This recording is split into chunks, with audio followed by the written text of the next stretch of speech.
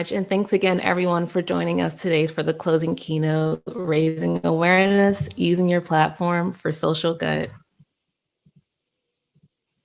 In case you missed the introduction, my name is April Speight, and I am a cloud advocate at Microsoft with the spatial computing team. Like many folks who work in advocacy, most of my time is spent creating technical content and engaging with the developer community. Now, I personally chose this profession for two reasons. First, I spent years behind the scenes as a project manager and a program manager. I felt it was time to engage with users directly as a larger part of my day-to-day activities. Second, I care a lot about beginners, and I wanted to ensure that they felt both seen as well as welcomed and included in content created around teaching folks how to create experiences in extended reality. Pre-advocacy, I grew the audience on my social media platforms purely from a place of learning in public and providing tech career transition advice for those coming from non-tech backgrounds. Like most of my audience, I came from an industry where tech wasn't necessarily a skill set sought after. I worked in luxury fashion as both a menswear stylist and a visual merchandiser.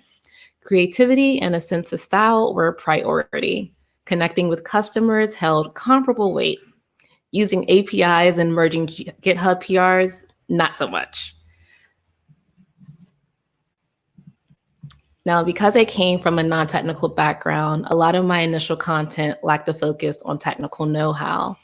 Rather, I talked about things that mattered most to me, what it meant to be a woman in this world that we live in, advocating on behalf of the LGBTQIA community, advocating on behalf of domestic violence victims, as I myself am a domestic violence survivor, diversity and inclusion, and of course, one of my most favorite topics, space exploration.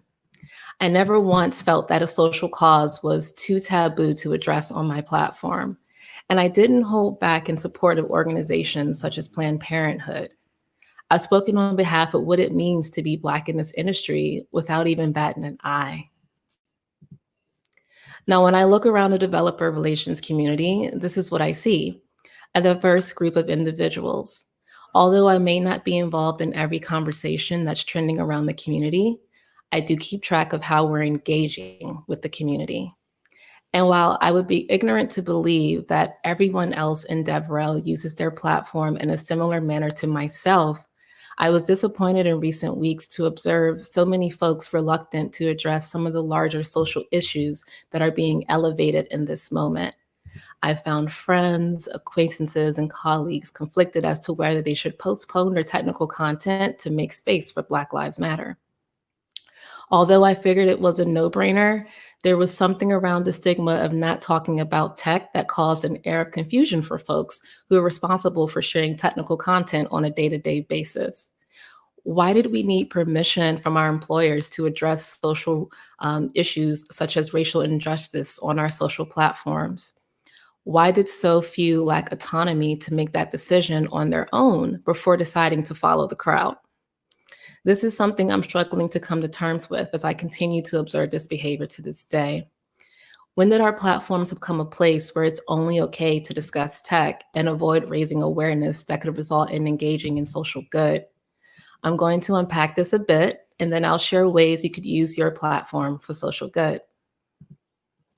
First and foremost, we all come from different walks of life. There will be social causes that either directly impacts our own livelihood or those within our respective communities. We're not tech content robots, rather, we're human. We have emotion, we can express empathy, and more important, we have a voice in which we could use to make a difference. Be respectful of other folks' journey and recognize that just because something doesn't directly affect you, it doesn't mean it shouldn't be addressed or talked about.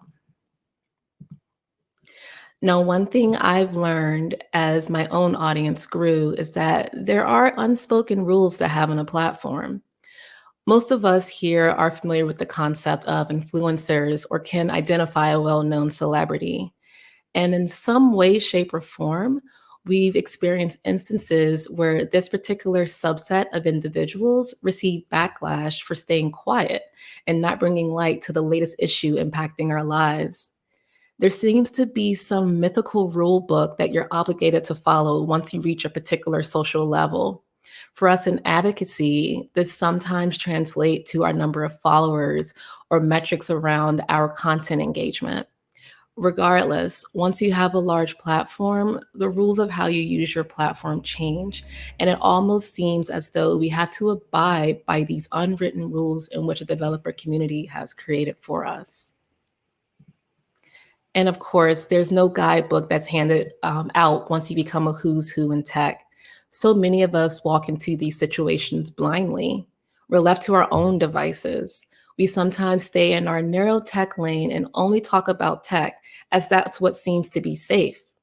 If someone in our community brings up politics, we dodge that bullet and we share a link to the latest project we built with JavaScript. Someone shares a bad experience of working for a tech company, we bypass the conversation and tell folks to tune into our upcoming Twitch stream. Someone asks the community to sign a petition to ban individuals from a platform or event who have demonstrated misogynistic behavior. We look the other way and ask that you check out our latest blog post on Kubernetes.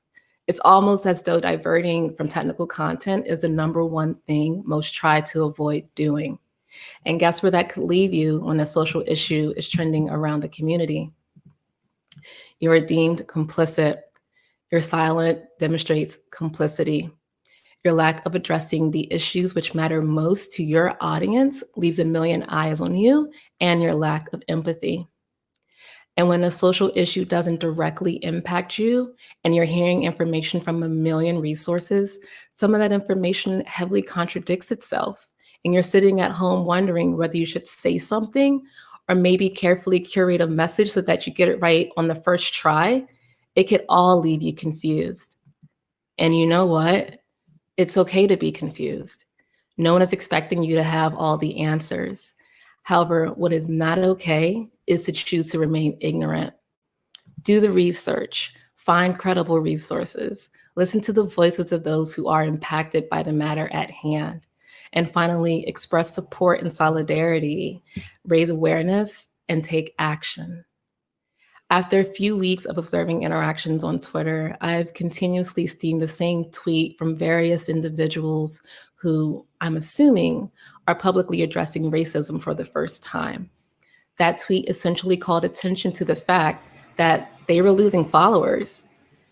And nothing baffles me more than the notion that folks determine their own value or self-worth based on such insignificant metrics. Point blank, your value is not measured in engagement. If you're reluctant to use your platform for social good and fear that you'll begin to lose some of your audience, it may be time for you to take a look at who your audience actually is. Don't let the number of likes, follows, subscribes, retweets, or comments determine how much value you have in this industry, and more important, as a human in this world. Now, as nice as it is to see that many of the folks within DevRel have stood in solidarity over the past month or so to support the Black Lives Matter movement and the advocacy of the LGBTQIA community through the observance of Pride, it has become evident that some of the support being given is performative. I've seen instances of folks who share their tweet to sign a petition and then crickets after that. It's almost as though supporting a social cause was something they scheduled into their content strategy, and that once they either shared a link to a GoFundMe or posted a black box, they reached their quota of the attention they're willing to give to a social cause on their platform. Please be aware that such action does not go unnoticed. Social good is not a once every few months thing. Engaging in such behavior comes off as being disingenuous. Putting on a "I care about this now, but will never address it later again" face doesn't mesh well with everyone. But for those who may be wondering, well, April, what else can I add to the conversation? Everyone is saying the same thing. I don't want to be repetitive. My answer to you is that your voice matters. Yes, your particular voice matters. It's like when I was a kid. My mom always told me that I had to hear it from someone else to finally listen to something she constantly told me to do over and over again. Sometimes, as humans, we truly just need to hear a particular message from the right person. We may hear or see the same message passed around from one person to the next. But once we hear it from that one individual, it's like it finally clicks. Consider the fact that someone in your audience is waiting to hear a message of support, solidarity, or action from you before realizing that a social issue is truly an issue. Again, your voice matters. So, where do we go from here? First things first, find a cause to support. What is something you truly, deeply care about? What is something that your friends and family care about? What are social issues impacting your own audience? There's essentially a never ending list of causes to support. As I mentioned in the beginning of this keynote, I personally support increasing the diversity in our industry, advocating on behalf of domestic violence victims, Black Lives Matter, the LGBTQIA community, Planned Parenthood, and space exploration. And that's not an exhaustive list of every social cause I personally support. However, these are the causes you can often hear me making noise around in some way, shape, or form. When considering a cause to support, keep in mind that it's not necessarily always only about the issues which directly impact you. Think about others. Consider how you can help make the lives of others better by advocating on their behalf. And once you find a cause to support, there's two things that you can do. The first is to raise awareness. Bringing an issue to the forefront doesn't require a grand gesture. There's no need for a huge announcement or for you to publish a 20-minute long YouTube video about a social issue. But of course, if that's your preferred method of communication, then by all means, have at it. However, raising awareness can look like bringing up a topic during a community meetup and having an open discussion, or mentioning a social issue during a live stream. You could also consider amplifying the voice of others by sharing their messages to your respective audiences. The point I'm trying to make here is that raising awareness does not require long, overthought strategy. When the world began to protest about Black Lives Matter, I found myself wanting to share my perspective on what it's like being Black in this world we live in. Two friends of mine within DevRel from another company decided to do a live stream to discuss that very topic. When I saw the tweet about the stream, I immediately reached out and asked if I could join in on the live conversation. That following day, Nathaniel and Quinoa and Corey Weathers of Twilio and I of Microsoft held a candid discussion on color live on Nathaniel's Baby Developer Show. I went into this conversation of hopes of raising awareness around the racism we experience in this country. I wanted to make others aware of how folks they work with on a day-to-day basis are treated and feel. I wanted to make others aware of how they themselves may be complicit and in return negatively impact folks they work alongside here in this tech industry. So why was this important? It was important because I've seen time and time again the same response of, oh my gosh, I didn't know. I had no idea. And that's right. You had no clue because you weren't made aware. Just last week, I gave a talk at the HoloLens and Mixed Reality meetup on creating educational experiences in mixed reality. Towards the beginning of my presentation, I highlighted examples of how people and companies are using extended reality to create educational experiences. I extended this platform I was given to shine a light on the work of a friend who was working towards making VR accessible for children through her platform, KaiXR. I personally dedicated space in my presentation to share with attendees the work that Kai is currently doing so that they are aware of such ventures being taken in our space. Not to mention, Kai had been fundraising to raise money to continue to build out her platform for children. Not only did I introduce something new to folks who may have never heard of Kai, I set the stage for others to help out by donating towards her GoFundMe. The purpose in raising awareness is to help generate buzz so that people are talking, but more important, that folks are progressing to the second step, which is taking action. Taking action looks different for everyone. For some, that may be a matter of participating in protests. For others, that may be donating their time or money towards engaging in social good. For example, I feel deeply about helping young women transition into tech careers. So last year, I became a mentor with the organization Built by Girls. I donated by giving my time to mentor an early career riser. This mentorship gave way to taking action towards addressing the larger issue at hand, which is a lack of diversity in our industry. As I mentioned, sometimes taking action can be monetary. When I was an undergrad, I took a collisions in space course because I thought astronomy was cool. To date, I don't remember much about that course, but what I do remember is my professor standing in front of the class one day, almost in tears over the fact that funding for space exploration had been cut. For whatever reason, I felt so connected to the hurt she felt that I felt compelled to do something about it. Today, I am a donating member of the Planetary Society. And furthermore, I take additional action throughout the year by creating content that uses NASA's APIs in hopes that others take an interest in space and also want to support the efforts being made towards space exploration. Now, of course, you don't have to be a mentor or donate money to take action. However, getting involved to help overcome an issue in any way, shape, or form is essentially taking action. Developer relations as a whole is a pretty sizable community. So many of us are doing mind-blowing things with technology, and we're engaging with various diverse communities.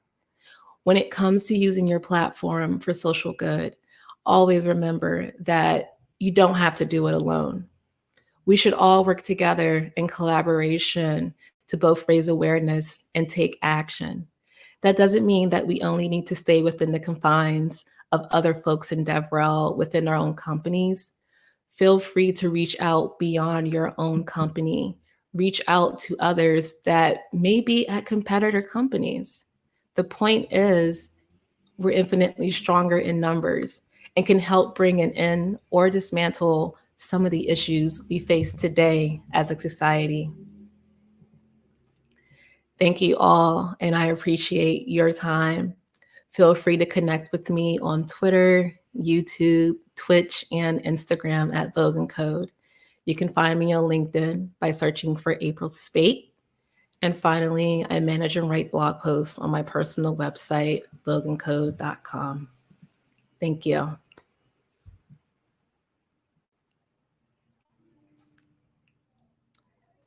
Thank you so much. That is really, really fantastic. I appreciate it so much. Lots of food for thought. Remind everybody, I'll be keeping one eyeball here on Slack, so please post your questions here. So many things. I think I'll start. So around DevRel, we talk so much about imposter syndrome as being this common topic. I don't know how many imposter syndrome related abstracts we get every time we do a CFP. So given that that's already kind of an area of discomfort, how would you help people to then reach out? And they're new to certain causes, they're new in this particular case, and do feel emotional about it, but they feel I'm not an expert on race, I'm not an expert on biases and all these things, but I do feel concerned, and I started reading a little bit.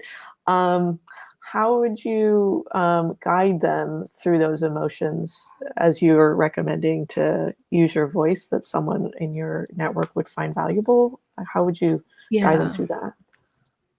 So the one thing that I found myself saying to a lot of folks recently who do want to say something, but they're not sure what to say, or they're afraid that they're going to get it wrong.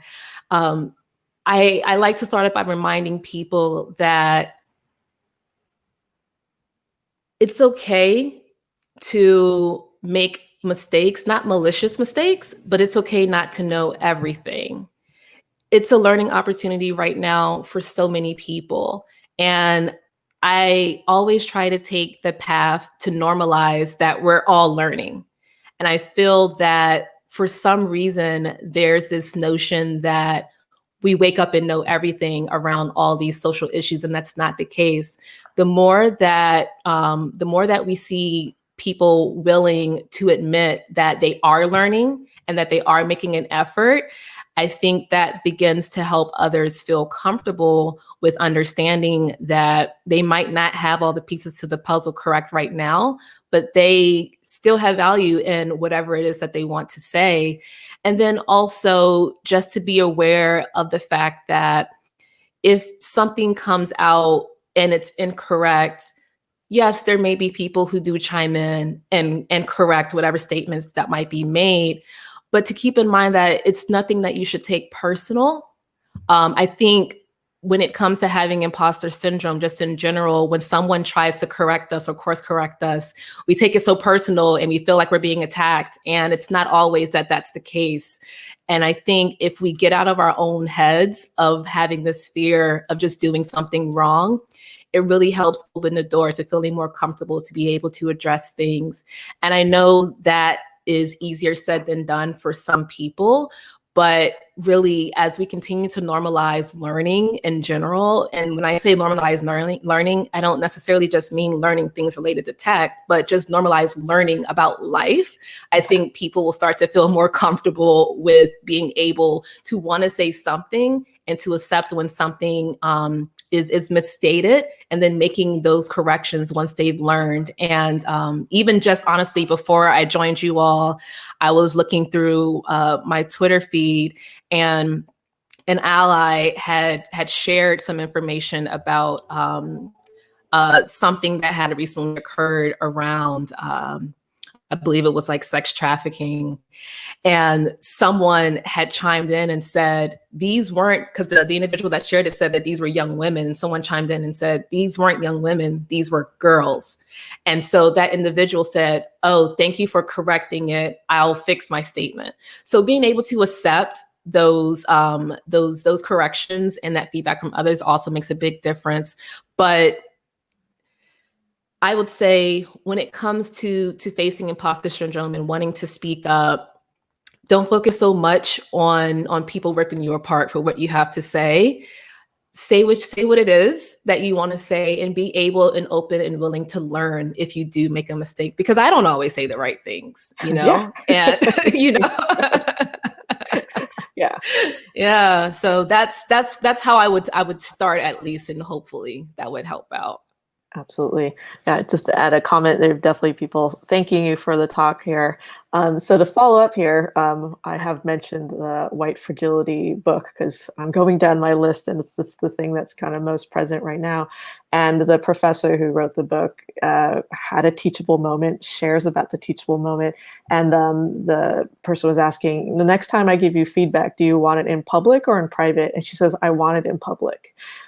That's not something we can ask of everybody. Your talk was a lot. Your talk was a lot about the social aspect and using social platforms. Yeah, how would you feel about that? Yeah. So honestly, I am if I notice that someone takes an action or says something that might be inappropriate for the moment or whatever the nature is at hand, I'm personally I'll pull you to the side and I'll discuss it with you. I know not everyone takes that stance on addressing issues that are going on, and that's because we're all unique individuals. We handle things however way we want to handle it.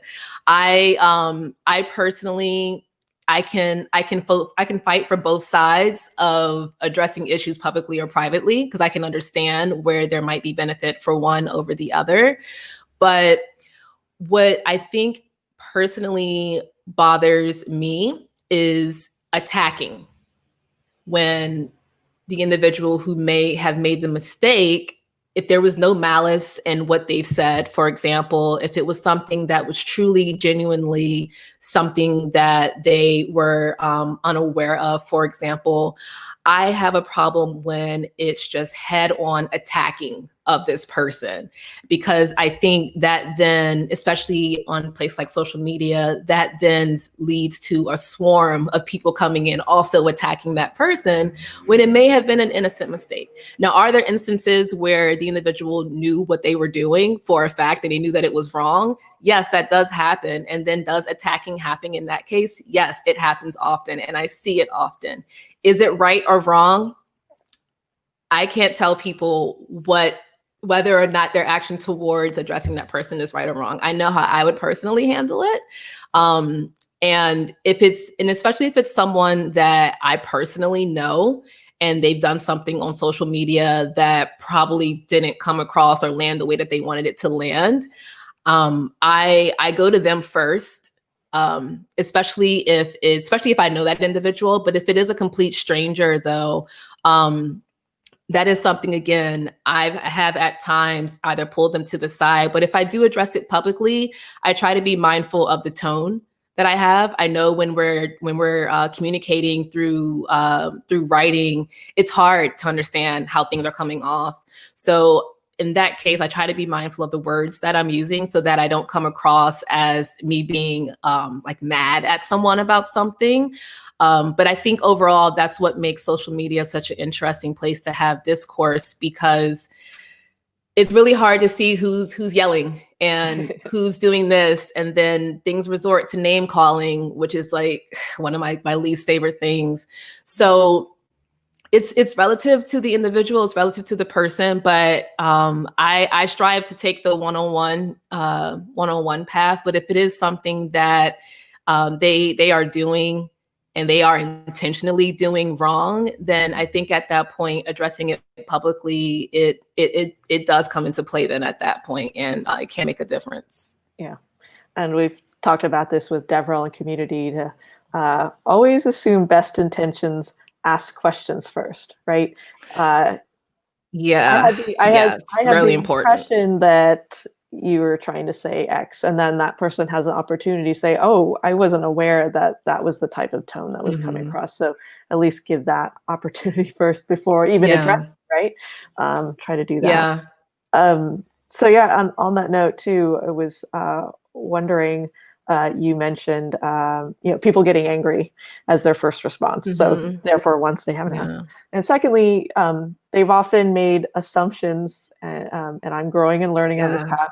But we've talked about making assumptions that you should be woke. And so back to what you mentioned. You said, right, like you might not think this affects you. Well, maybe as a starting point, we're not aware. We're kind of in a system that's helping certain people feel like they're not affected, even though we all are. Right? And as hopefully we come out of the situation in a good way. Like all the anti-racism work is that if you are not anti-racist, you are complicit. I'm complicit. We're learning about the ways that we are. So from there, like, some people look at me, oh, you're from the Bay Area. You went to Berkeley. You should be woke. You should have known better than to have said that stupid thing. I'm going to say stupid things because on a daily basis, I am trained to think in a certain way, right? So many of us are reinforced these ideologies, whatever you want to say, that makes, I'm not affected by it, right? There's definitely that part of it. So I've done some of that with gender. What about you? Have you sort of tried to unravel that part? Just like, well, let's, like, as you said, we're all going to say dumb things. We're all trained daily. How do you build that into your coworkers, your communities? How do you build that into how you engage? It's a tough thing because I would say for me personally, growing up, where I grew up, I started in preschool at a predominantly all Black preschool. So learning Black history and a lot of the information that folks today are starting to learn in their later adult years, I had known since preschool, and that was because of the environment that I was in. And then once I entered public school, that's when I really, that's when the children around me started changing. There were more colors that were being brought into the picture of what I saw on a day-to-day basis. So that also meant that my friendship circle started to become more diverse. And I am thankful for that, because I was able to see how other people live outside of the people that I was used to being around. I was able to learn about cultures that I had never known about, because so many of my friends, they were essentially a rainbow of cultures and people. So I got to have an idea of that understanding. And then once I got to college, I went to University of Maryland, College Park. And even there, I was introduced to even more cultures in different walks of life. So I say that because for me, when it comes to understanding why people behave the way they behave and why they act the way they act, a lot of my understanding comes from the fact that I've been able to grow a diverse group of people that I've been able to be around and be exposed to. And so understanding that when someone makes a comment nowadays, I really have to take a step back and think about where they're coming from. Maybe it might be the case that they didn't know about XYZ. And I'm going to be honest, and I hate to say it, but it's not 100% their fault that they don't know about XYZ, because if they were never placed into a situation to learn about it, then there was no way to ensure that they would have known about that. And you can look at that from a lot of what people are learning now about just the history of racism, for example, that there were a lot of things that were kept away from us in our own education systems, where it's a lot of history that was just dropped, and not just necessarily Black history. There's so many different, races and cultures of history that we just aren't taught in school. And you really don't have that opportunity to learn more about it unless you either go to higher education and you take electives where you learn about different cultures, or you take the initiative on your own to learn more about different cultures. And I think it's kind of hard to just expect certain things of certain people, especially if, we don't all share the same personalities and all the same curiosities, just want to know more. And so when I do come across comments that are made around, well, why are we talking about this? Or this doesn't impact me. And, oh, I never see this happening where I live. I try to think about where this individual is coming from, what walks of life they have and haven't experienced. And then most important, that presents an opportunity to educate. Rather than brushing it off and saying, okay, oh, well, they don't know anything about it, I'm not going to worry about it. That opens the floor to provide some education around why it matters, the history of whatever XYZ is, for example. But for me, it is that matter of just really understanding that we all come from different places, and not to take offense when certain things are said. But of course, there are some things that do come across offensive, and those things do hurt. And when that happens, I'm human. I get upset, because my natural response to something that's coming across offensive is to be upset. But then it's the actions that I take after that is what makes all the difference. And again, it's a matter of, if it's like work related, for example, which fortunately I haven't run into that in my current place of where I work. But if something like that were to happen, finding someone in management that I trust, that I can go to about that particular issue, that would be my first step. Because what you don't want to run into is a yelling battle back and forth with someone over something that you disagree about. Because I'm just going to be 100% honest. Just historically, for someone being Black to have to raise an issue about an issue that they're having with a coworker, unless you have solid proof, sometimes it just doesn't get resolved the way you want it to be resolved. So that's why, for me, having an individual such as a manager or someone that's close to that level that I can trust, that can also advocate on my behalf, is super important too. But just overall, it's an iffy subject, but having that understanding that we all didn't wake up in the same environment and upbringing is something that I would say has kept me level-headed when addressing different issues. Yeah.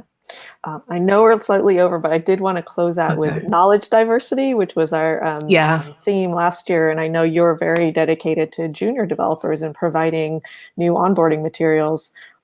Any thoughts on that, and how we can be measuring ourselves as we run DevRel and community in ways that reach out better for around knowledge diversity, as opposed to, oh, these students or these junior devs, they're not going to influence the buyers. You know, we can't justify it. I'd love to hear your thoughts.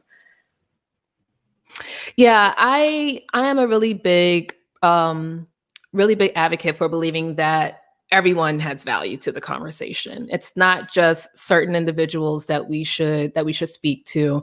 For me personally, as I mentioned in the beginning, I love beginners. I love anyone who has no clue what something is in tech, because I feel as though they are capable of learning, and in return making a difference in the different technology that we create here in this industry. So I feel that when it comes to engaging in social good, or even just sharing knowledge around things, it doesn't benefit to leave out any particular group. It actually helps to make sure that we're addressing different audiences, and really ensuring that that we are bringing everyone in on the conversation. When it comes to just within DevRel and the different sort of like ways we create content and such, make sure that you're looking out for all levels. I think that's super important too. Now, even though like I personally cater to beginners, that doesn't mean that I can't speak to someone that's above that. But it's just that I feel like that particular group, whether you want to refer to them as beginners or juniors, I feel like they're left out so much for whatever reason people come up with. But I feel like they are equally important. And not to mention, we all started out there. No one woke up and just knew everything. So we have to like look out for those individuals, especially right now, with as many individuals have lost their jobs just due to COVID. We really have to understand that people are looking for new opportunities when it comes to work and learning. And sometimes for some folks, that means coming into tech.